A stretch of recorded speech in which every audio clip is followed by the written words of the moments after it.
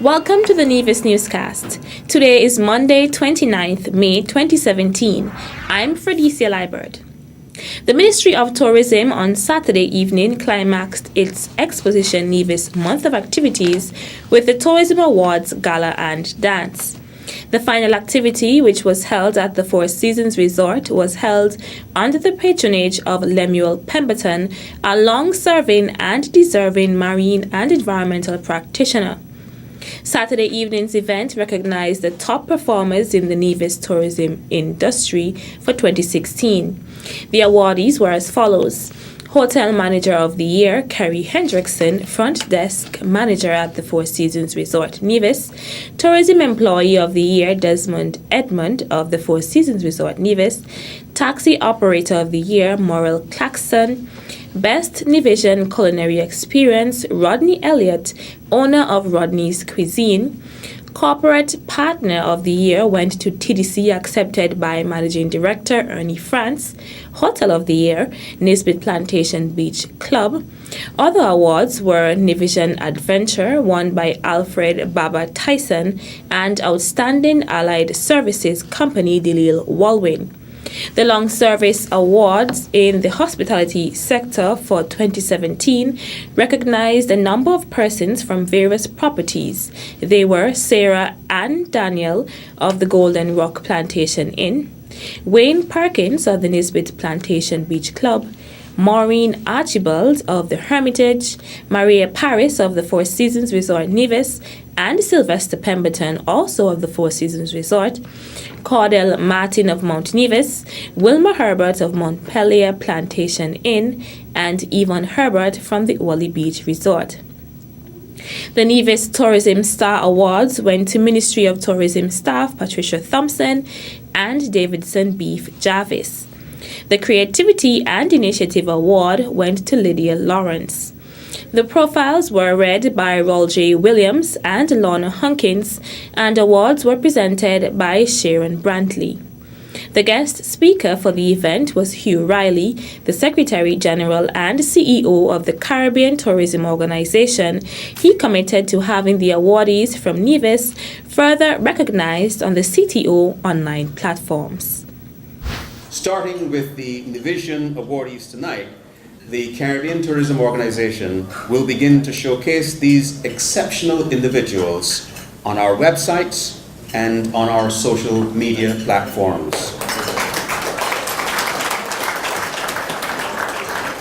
Your fine work ought to be recognized not only in this room and in this beautiful island, but throughout the length and breadth of the industry. Also in attendance and making presentations were Premier of Nevis, the Honourable Vance Amory, and Minister of Tourism, the Honourable Mark Brantley, while the event was hosted by Eric Evelyn. Exposition Nevis was held under the theme, Sustainability is Our Responsibility. The Nevis Mango and Food Festival was officially launched on Sunday, 28th May at Krishi Beach.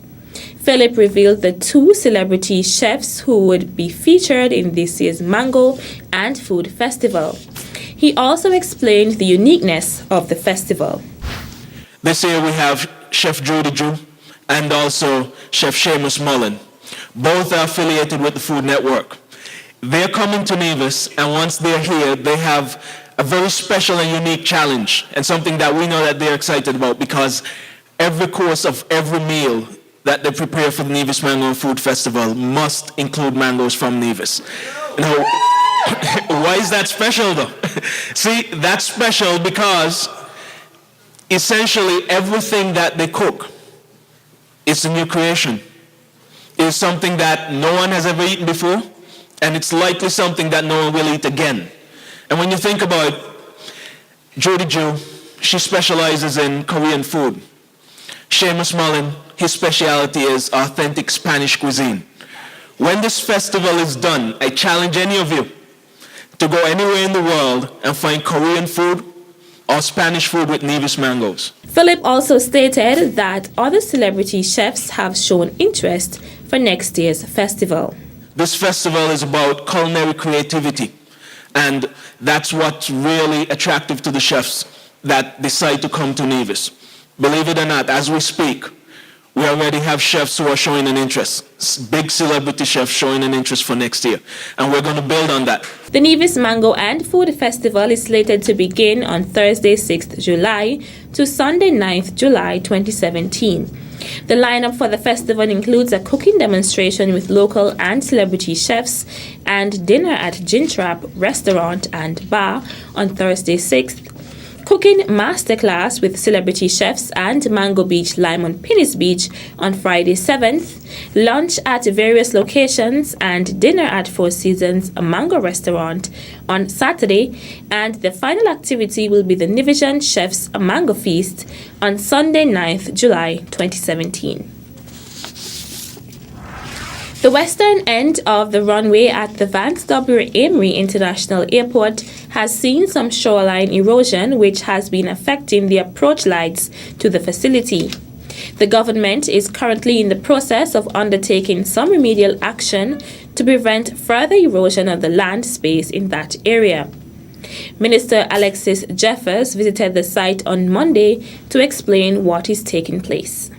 Now what we're doing, we are actually protecting the approach lights here, or the landing lights as we'll call them here at the end of the western end of the runway. As you would see, there's some stones already packed around the far western light, and that is a light that was initially done somewhere back in 2001, 2002 thereabout, and that was done at a point in time when there was soil or earthwork around that particular light. Over the years, though, we have had some erosion, and the sea would have taken most of the earthwork away. So it was a concrete, it's actually mounted on a concrete column that is there, that was significantly exposed to the elements. So we have decided to do this job and to protect this particular end of the runway, because of course, if we were not to do it, then it could seriously jeopardize the operation of this particular airport. The work, which began last week, has gotten some negative feedback as persons were not understanding what had been envisioned by the Nevis Island administration. Now this work would have started on Tuesday morning, and we are expecting to have it completed within the next week thereabout. But what is contemplated here, so there's some more packing of stones to be done, plus some smaller stones will be placed among the larger boulders so as to tie them, if I were to use that type of language, tie them together. Then we'll deck this off, the top of this, with some topsoil so that the grass can regrow and persons can come here and park to have a drink or to just relax and watch the ocean. It is a beautiful setting here, and we are just enhancing the area and in the process providing the protection that is necessary to ensure that we do not lose any more of the land, and the ocean is kept away from the land, that is, and to ensure that the landing lights are protected and the airport itself will not be impacted negatively as a result of losing any of these landing lights. The process, according to Minister Jeffers, is not an unfamiliar undertaking by the government, as similar projects can be seen on the Charlestown waterfront and only in the area of the Gin Trap restaurant. Still to come, Jam Kit donates to the Alexandra Hospital. The details when we return. As a responsible taxpayer, you help to finance free health care at all health centers on Nevis. Thank you for putting country above self. This message was brought to you by the Inland Revenue Department, Nevis.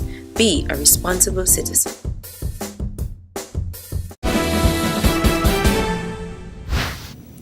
Welcome back.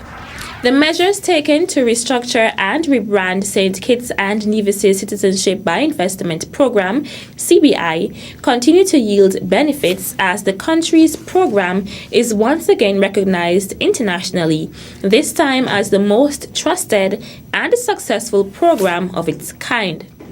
Henry Martin of flickread.com, in a recent article that featured an interview with Chief Executive Officer of the Citizenship by Investment Unit, CIU, Mr. Les Khan, described the Federation as a dual nation that punches well above its weight thanks to a citizenship investment program that has become the world standard, not to mention well-administered and thriving tourism and real estate sectors and a financial services industry that continues to grow from strength to strength. In the article, Khan was quoted as saying that additional changes in the operating process have re-emphasized their desire to have the most service-oriented CBI program. When asked to comment on the enduring appeal of St. Kitts and Nevis' CBI program, Khan responded by saying, "We work with clients, agents, developers, and service providers to ensure that the client's expectations are met. Service providers can now interact with CIU management on a daily basis, and developers and agents can now have scheduled meetings upon request. This change in operating models, as well as the efficiency and effectiveness in the processing, together with the large number of citizens who testify and market themselves as proven ambassadors of the program, continue to endorse what we believe is the platinum standard." The head of the country's Citizenship by Investment Unit further stated that the government of St. Kitts and Nevis continues to work towards making the Federation's passport one of the most valued passports in the Caribbean, as this will help to further cement the nation's preeminent status in the CBI industry. The Nevis chapter of the Jamaican Kittitian Jamkate Association earlier today made a presentation to the Flamboyant Nursing Home. President of the association, Carol Phillips, presented a token of the donation to matron of the Alexandra Hospital, Aldris Pemberton Diaz. On behalf of the Jamkate Nev Association, I present you, this is just a token, this package, but you see we have some other packages of the products that we have put together for the Flamboyant Home. We hope that it will be beneficial to the residents there. And of course, we will try, if we can, at some point in the future, listen out, Nevis people, to see whether we can make some more money in order to buy some more stuff at some other point in time. Hospital Administrator Gary Pemberton expressed his thanks on behalf of the Minister of Health, the Honorable Mark Brantley, and the Alexandra Hospital. I would like to express our gratitude on behalf of the Ministry of Health and the staff here at the Flamboyant Nursing Home and the Alexandra Hospital. Our appreciation to the Jamaican Kittitian Association for their generous contribution to the Flamboyant Nursing Home. We are happy to be working along with private organizations. You know, amongst us we have a number of Caribbean nationals who are residing and living here and making a meaningful contribution to the development of the Federation of St. Kitts and Nevis. We are here to provide quality care to all residents of St. Kitts and Nevis, and we are happy that the Jamaican Kittitian Association have seen it fit to make this contribution to the Flamboyant Nursing Home. The items donated included toiletries for the senior citizens. Vice President of the association, Winston Morrison, outlined its aim. The Jamaican Kittitian Association is the association of Jamaicans and friends of Jamaican, including partners of Jamaican, living in the Federation of St. Kitts and Nevis. Jamkate Association aims to unite Jamaicans residing in St. Kitts and Nevis in fellowship and in keeping with the motto of goodwill and unity through service, to positively contribute in service to the community in which its members live, in the country which they call home. The small ceremony took place at the conference room of the Alexandra Hospital. That's it for this edition of the Nevis Newscast. On behalf of all of us here at the Department of Information, I'm Fredicia Liebert. Thank you for viewing.